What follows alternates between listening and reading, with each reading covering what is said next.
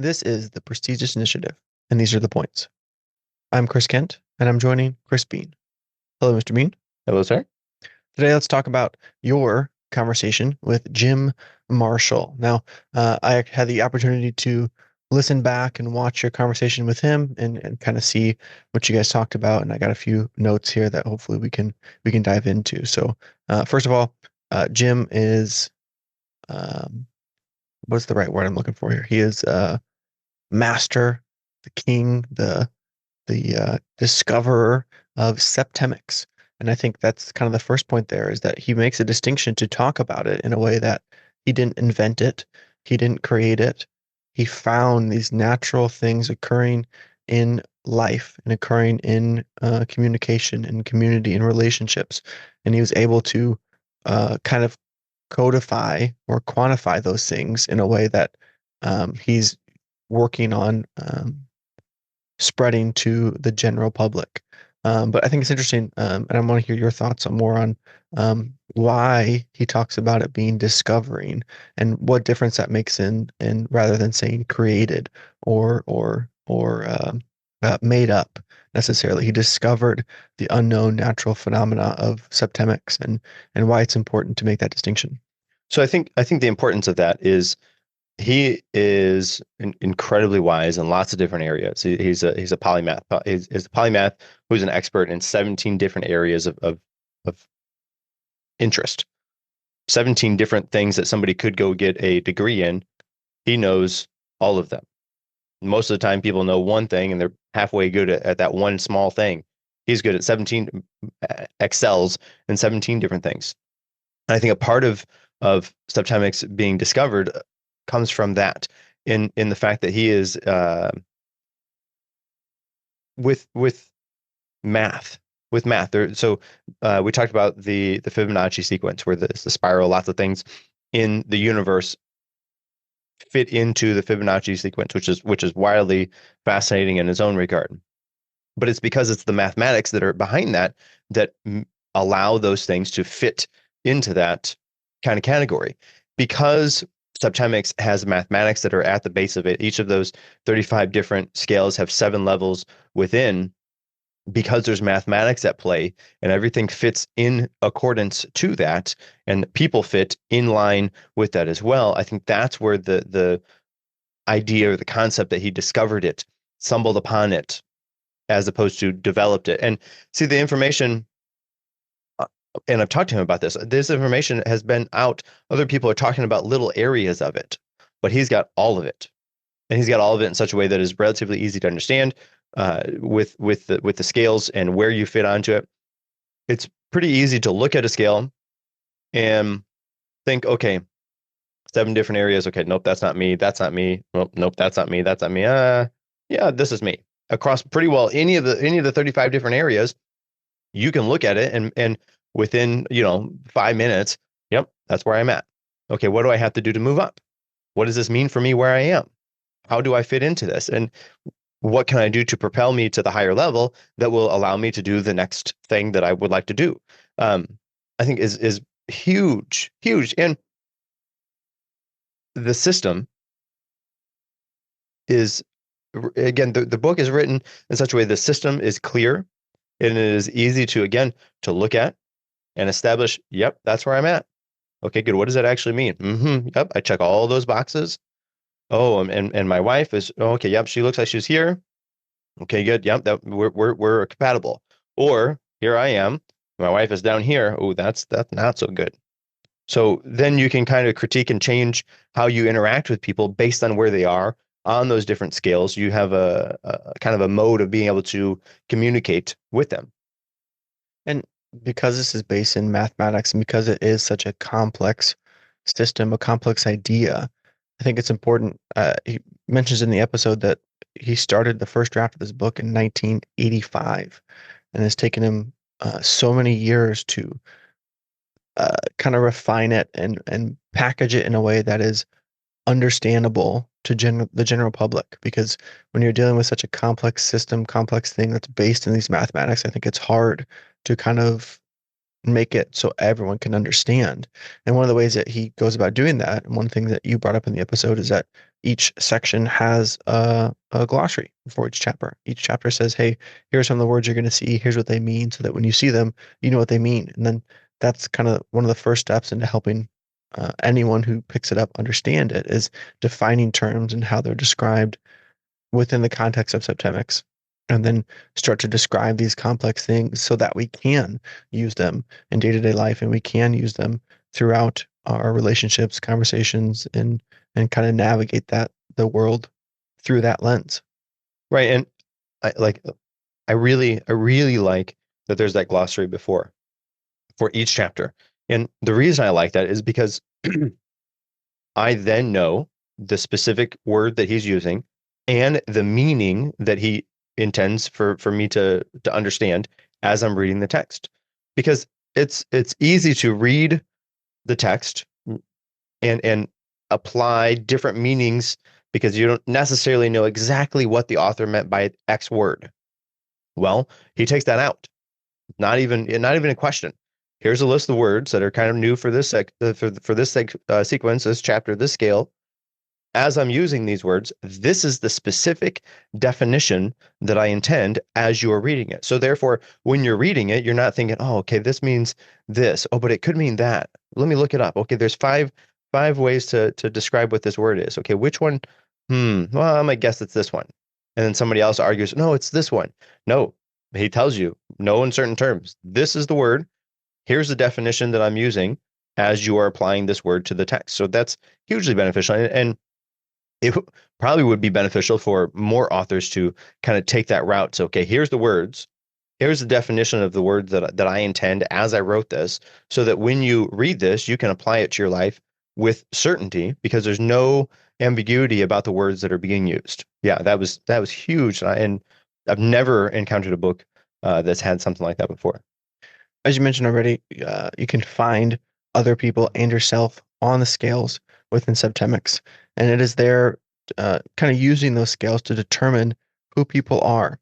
And when he's talking about this, he says he's able to, find someone's level on the scale within one of these 35 areas and identify them as one thing or not. And there's two things I want to talk about with this specifically.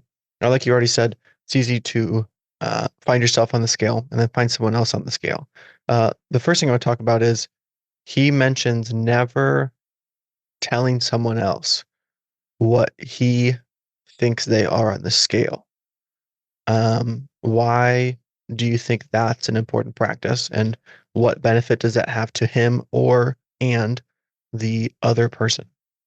So I think if he were to dictate, hey, you're this and this and this and this and this across these different things, number one is that puts them into a box that somebody else created. So that's a story we talked about this countless times. That's a story that somebody else is telling you, and you hopefully can choose to throw that to the wayside or apply that to your life, depending. So I think if he were to tell them what that is, that would put that box around them. As opposed to that, he shows them and say, hey, check this out. What do you think? Where do you think you fit in?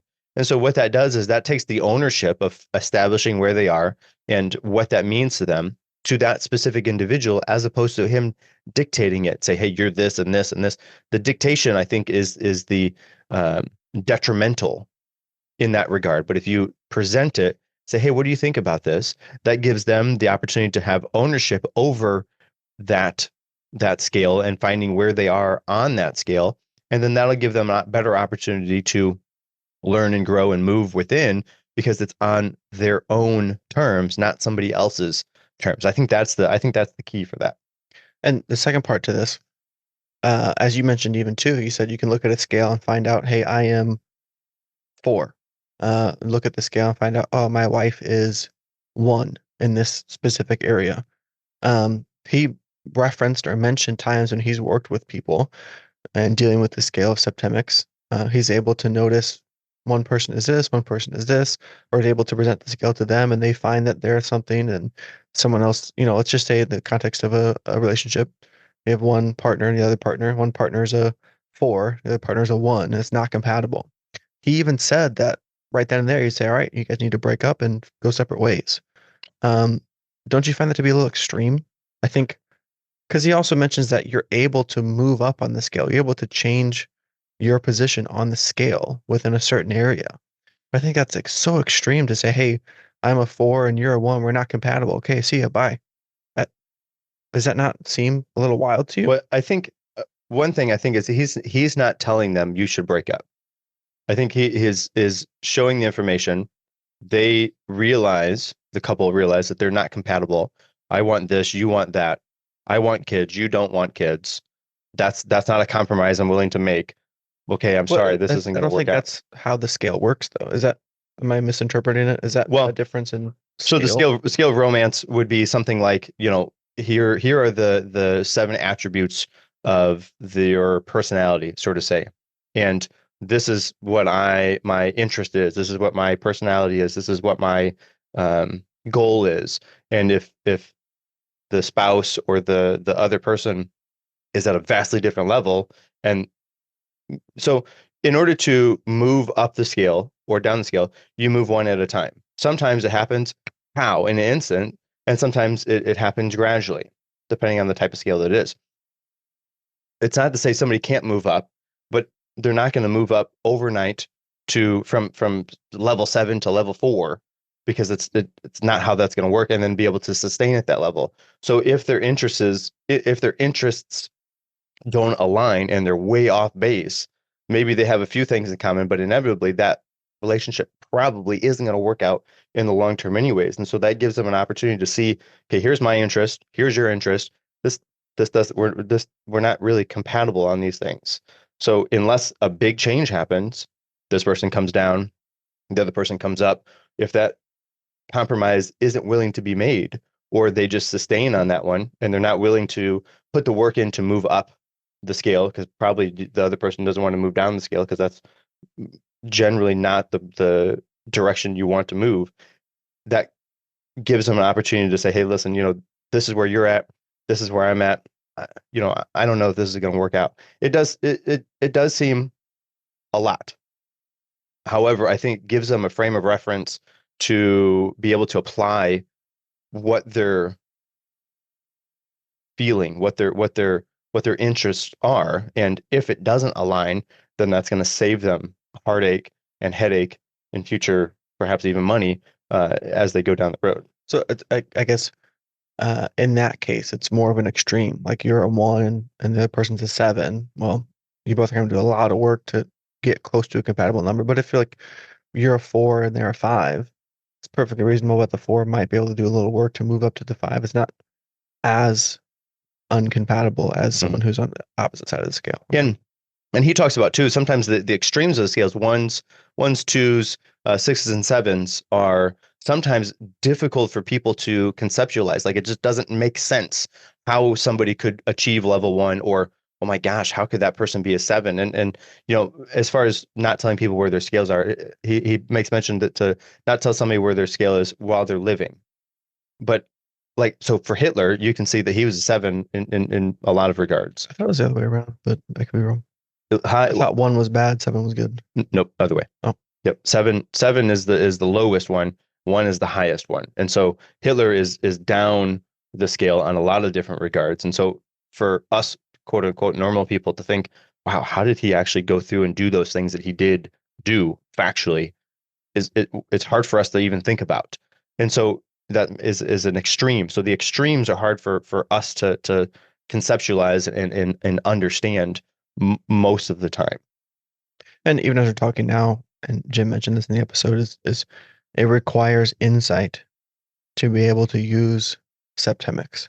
But using Septemics then develops your insight into it. And so even going into this and not understanding what was going on. Because when we first talked about it, um, and he quoted the number in the episode, I don't remember exactly what it was, but you have the seven different scales within 35 different areas, so to speak.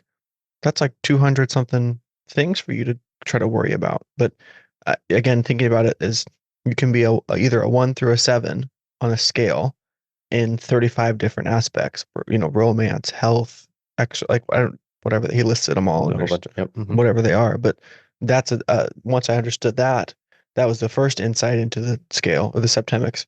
And then the more you learn about it, the more you know about it, the more you can kind of use that in your life. And he has specific scales that are individual based, where they're applied to an individual. And then he has another set of scales in book two. It's in the same book, but it's the second part of the book where it's group scales. And so those scales apply to a group in total, as opposed to an individual in total. So there's 35 different areas, but there's only, 20 or so individuals, and then the rest of them are group scales. And so the group applies to those, and then the individual applies to those. So, as most of us are working with individuals, the individual scales are going to be the most relevant for us to be able to see. Now, if you're looking at like how the business operates, or how government operates, how management operates, those are group type scales. And so you would be able to find that specific group within that set of scales and place them in the measuring for that. Yes, sir. Jim mentioned that finding the right answer is asking the right question. And he talked about his background and uh, calling himself a human development engineer. I think that's so fascinating because we think of engineers as working with machines or electronics or computers or whatever, but he works on humans. He works with humans and helping them develop themselves and develop ways that we can understand humans. And again, that's, I think, very important and very powerful because humans are everywhere. Humans are the ones who work with everything else. And so knowing how to best know ourselves and know other people is a great place to start, a great thing to invest in. And again, that's what he's doing is he's trying to bring this idea to everyone in the best way possible so we can all understand it and all start to use it within our lives. And going back to the scales, talking about being high on the scale or low on the scale. And just as it is in life, you can be good at one thing and not as good as at another thing. You can be really high on one scale and really low on another scale, or really high in these scales but really low. Like it's not um, like they don't. It's not inclusive necessarily. Just because you're high on one aspect doesn't mean you're as high on another aspect, or you're really low on one aspect doesn't mean you're low on other. Like it isn't. It's not like one fits all. Not you can't just be high in everything. It has a mix and a match, and you can kind of work through those things there too. It's not like excelling in one area means you excel in all of them. Yeah, and that was something that I specifically had asked, is because I presume that maybe if you were high in you know five, then you're probably a type of high achiever, in my mind, high achiever type person, where you're kind of high in all of them. But he gave the reference of Bill Clinton, where he's high in a lot of areas, but low in a handful of other areas. And so, okay, maybe that makes sense. And I think across the board, pretty well, that is relatively easy to see that not everybody is a high achiever in every aspect of all of their life, but they're high in some areas and low in others, because that's just how people are. Now, maybe you could be medium in most areas, but it's different because each individual person is different. Yes, sir. Yeah, I think this conversation that you have with Jim is multifaceted. Jim himself is multifaceted, but this topic and this idea is multifaceted, and this conversation is only scratching the surface of it. In fact, you guys barely even got into what each level is and the different scales of that level. It was just a general conversation about the topic, and so I think there's so much more to be learned, and so it's kind of hard to break down these points because this is just the beginning, and there's so much more into that. But did you have any final thoughts about Septemics in this episode? Yeah, so a sneak peek, I suppose, and maybe by the time you're listening to this, the videos will be up. But right now, I'm going through and doing a video series with Jim, where he breaks down each of the 35 different scales and talks about the different levels, in their regard. And so we'll have that up on our YouTube page. We'll have a playlist that's for Septemics, and each of the videos will be in there. So be sure to look for those as they come out. Yes, sir. Those are the points. Make sure you come back next week for even more points and some good conversation. Until next time, I'm Chris Kent. And I'm Chris Bean.